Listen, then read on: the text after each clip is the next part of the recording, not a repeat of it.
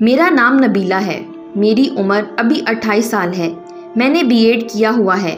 میں اپنے ماں باپ کی لاڈلی بھی بہت تھی۔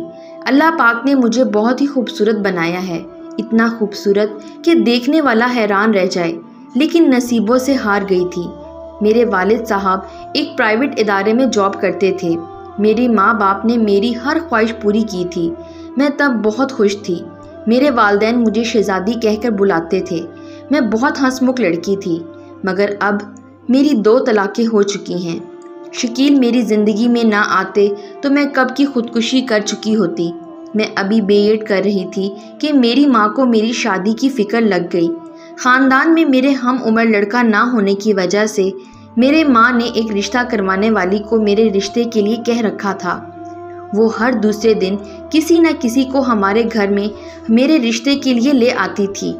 جو بھی مجھے دیکھتا پہلی نظر میں ہی پسند کر لیتا، کیونکہ میں خوبصورت ہی بہت تھی۔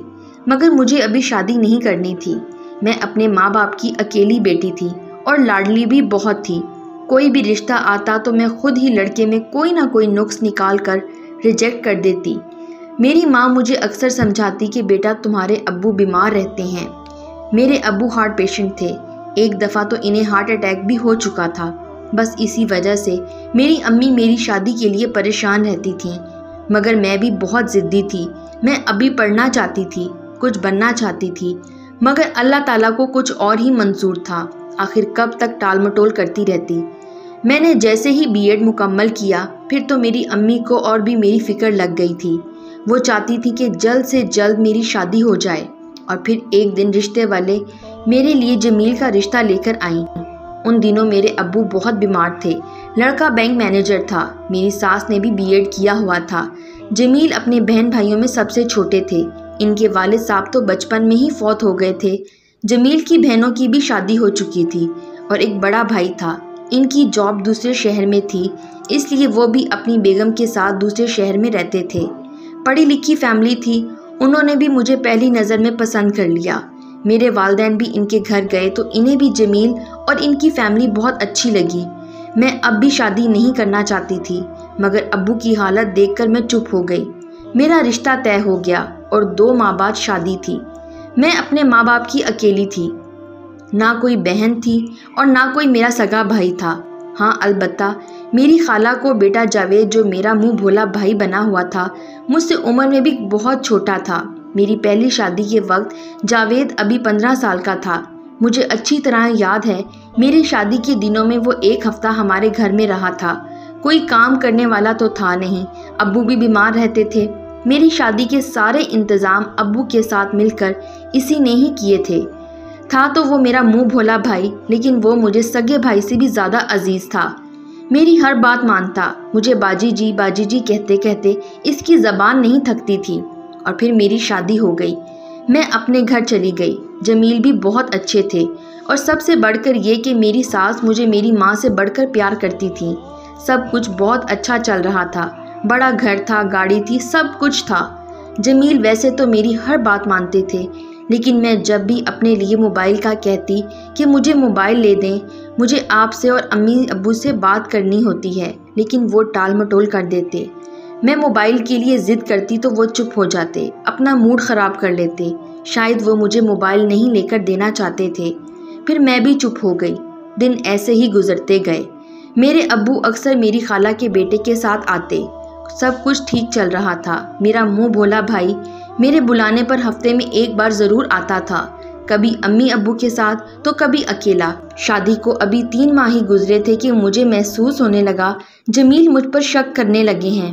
میری ساس کے پاس تو فون تھا، وہ روزانہ بینک سے اپنی امی کو فون کرتے۔ ویسے تو وہ شام کو گھر آتے تھے، مگر جس دن میری خالہ کا بیٹا میرا منہ بھولا بھائی آتا، وہ جلدی سے گھر آ جاتے۔ اور پھر ایک دن وہ ہو گیا جو نہیں ہونا چاہیے تھا۔ میرا بھائی جاوید آیا ہوا تھا۔ جمیل اچانک کمرے میں داخل ہوئے۔ وہ بہت غصے میں تھے، مجھ پر چلانے لگے، تمہارا اس کے ساتھ کوئی چکر ہے۔ میرے پیروں تلے سے زمین نکل گئی۔ خدا گواہ ہے کہ وہ میرا چھوٹا بھائی تھا، بس جمیل نے اسے دھکے دے کر نکال دیا۔ میں بہت روئی، جمیل کی منتیں کی۔ جمیل ایسی کوئی بات نہیں ہے، پاؤں پکڑے، مگر وہ اٹھ کر باہر چلے گئے۔ اس رات میں بہت روئی تھی۔ میرے ماں باپ کو پتہ چلا تو انہوں نے بھی میری ساس کو ہر طرح سے تسلی دی، ایسی کوئی بات نہیں ہے۔ پھر مجھ پر ایک راز کھلا جو جمیل اور میری ساس نے ہم سے چھپا رکھا تھا، وہ یہ کہ جمیل کی بڑی بہن کا کسی کے ساتھ موبائل پہ چکر تھا۔ کسی وجہ سے وہاں رشتہ نہ ہونے کی وجہ سے وہ ایک دن اپنے عاشق کے ساتھ بھاگ گئی اور آج تک اس کا کوئی پتہ نہیں تھا کہ وہ کہاں ہے۔ یہ بات میرے سسرال والوں نے ہم سے چھپا رکھی تھی۔ جمیل اب نفسیاتی سے ہونے لگے تھے، مجھ پر بہت نظر رکھتے، اچانک سے گھر آ جانا، مجھے بازار لے جانا تو بلا وجہ پیچھے مڑ مڑ کر دیکھتے کہ کوئی ہمارا پیچھا تو نہیں کر رہا۔ میں بہت روتی، پتہ نہیں میری خوشیوں کو کس کی نظر لگ گئی تھی۔ میری جنت سی دنیا دوزخ بن گئی تھی۔ میری ساس بھی مجھ پر شک کرنے لگی تھی۔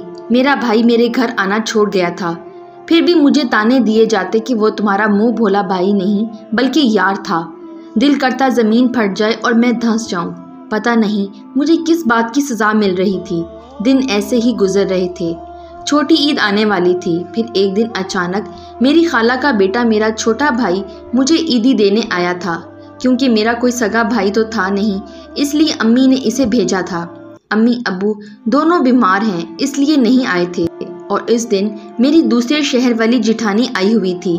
نہ جانے اس نے کیا کھیل کھیلا، میرا بھائی تو چلا گیا مگر میرا شوہر میرا دشمن بن گیا۔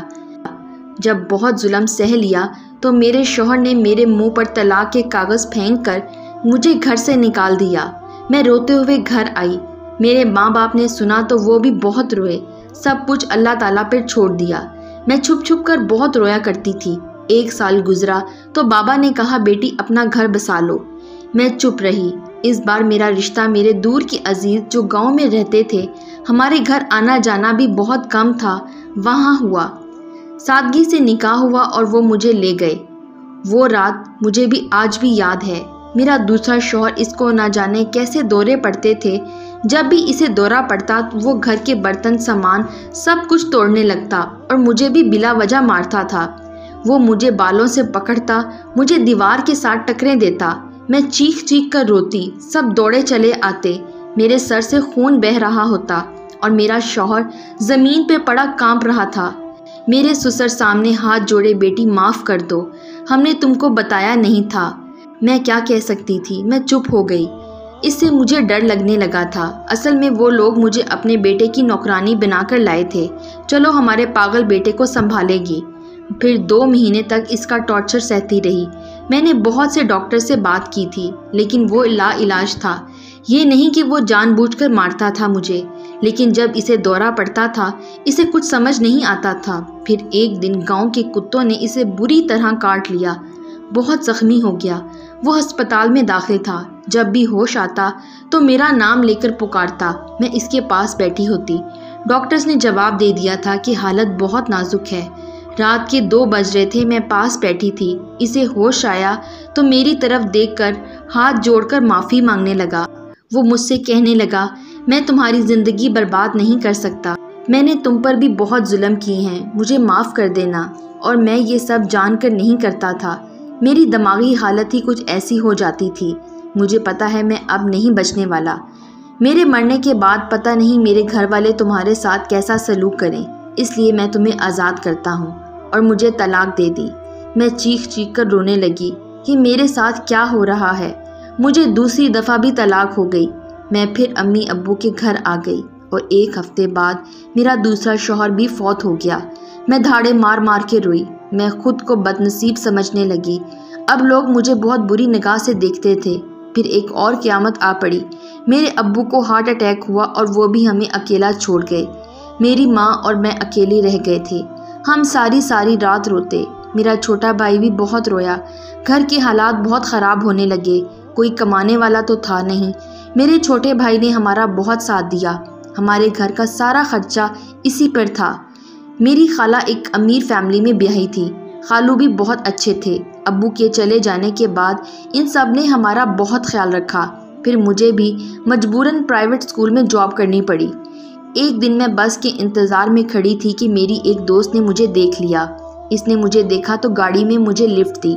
مجھے دیکھ کر کہنے لگی کہ یہ کیا حال بنا رکھا ہے تم نے، تم تو شہزادی تھی شہزادی۔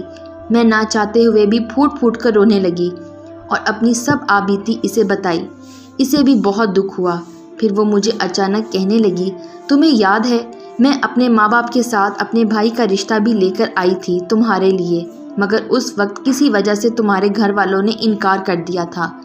مجھے کچھ بھی یاد نہیں تھا، بس میں روتی جا رہی تھی اور کہتی میں بہت بد نصیب ہوں۔ وہ مجھے بار بار اپنے سینے سے لگا رہی تھی، پھر کہنے لگی سب کچھ ٹھیک ہو جائے گا، بس تم اللہ تعالیٰ پر بھروسہ رکھو۔ میں اس دن اسکول نہیں گئی تھی اور نہ ہی اپنی جاب پہ گئی۔ میں سارا دن اسی کے ساتھ گزارا۔ سب کچھ سننے کے بعد کہنے لگی، تمہیں ایک بات بتاؤں، میرے جس بھائی کا تمہارے لیے رشتہ آیا تھا، تمہیں دیکھنے کے بعد اس نے ہماری لاکھ کوشش کے بعد شادی نہیں کی۔ بھائی کو تم سے عشق ہو گیا تھا، وہ صرف تم سے شادی کرنا چاہتا تھا۔ اگر تم کہو تو میں بات کروں۔ میں روتے ہوئے کہنے لگی، میں بہت بد نصیب ہوں، میں پھر سے طلاق کا صدمہ برداشت نہیں کر سکتی۔ وہ کہنے لگی، پاگل ایسے نہیں کہتے، میرا بھائی آج تک تمہاری یادوں میں کھویا رہتا ہے، پتہ ہے وہ تمہاری تصویر بھی آج تک اس نے اپنے پاس رکھی ہوئی ہے۔ بس ایک بار تم مان جاؤ، بھائی کو سمجھانا میرا کام ہے۔ وہ میرے ساتھ میرے گھر آئی، امی سے بھی بات کی، امی بھی بہت روئیں۔ شکیل اور اس کے گھر والوں کو کوئی اعتراض نہیں تھا کہ میں 2 دفعہ طلاق شدہ ہوں، اور پھر سب کی رضامندی سے میری شادی شکیل سے ہو گئی۔ شکیل سچ میں بہت اچھے شوہر ثابت ہوئے، بہت ہی پیار کرنے والے۔ مجھے اکثر کہتے ہیں، بہت پیار کرتا ہوں تم سے، تم نہ ملتی تو ساری زندگی تمہاری تصویر ایسے ہی سینے سے لگائے گزار دیتا۔ کبھی میں چپ ہو جاؤں تو مجھے باہر گھمانے لے جاتے ہیں، کہتے ہیں خدا کے لیے اپنی پچھلی زندگی ایک حادثہ سمجھ کر بھول جاؤ، میری زندگی پھر سے جنت بن گئی ہے۔ میری ماں بھی اب میرے ساتھ رہتی ہے، میرا بھائی بھی روزانہ آتا ہے ملنے۔ جس دن نہ آئے تو شکیل مجھے خود اس کے گھر لے جاتے ہیں۔ اللہ پاک نے مجھے ایک بیٹا دیا ہے۔ ہم سب عمرے پہ گئے تھے، میں آج ہی عمرے سے واپس آئی ہوں۔ میں اپنے گھر میں بہت خوش ہوں، بس ابو بہت یاد آتے ہیں، آج زندہ ہوتے تو وہ بھی بہت خوش ہوتے۔ میں پیغام دینا چاہتی ہوں ان لڑکیوں کو جو حالات سے تنگ آ کر خود کو بد نصیب سمجھتی ہیں، کوئی بھی بد نصیب نہیں ہوتا۔ اللہ تعالیٰ کے ہر فیصلے میں کوئی نہ کوئی حکمت چھپی ہوتی ہے۔ اور ہاں، مرد ذات کو اتنا ہی کہوں گی کہ کسی کی بیٹی کو ایسے نہ بھگا کر لے جاؤ، ہو سکتا ہے کل کو تمہاری بیٹی بھی کسی اور کے ساتھ بھاگ جائے اور تم جمیل کی طرح نفسیاتی بن جاؤ۔ خدا سے ڈرو، اس کی لاٹھی بے آواز ہے۔ اور آخری بات، طلاق والی لڑکی ضروری نہیں کہ بد کردار ہو، میری طرح حالات کی ماری بھی ہو سکتی ہے۔ کسی نبیلہ کا سہارا بن کر دیکھو، اللہ تعالیٰ کی رحمتیں بارش کی طرح برسیں گی تم پہ۔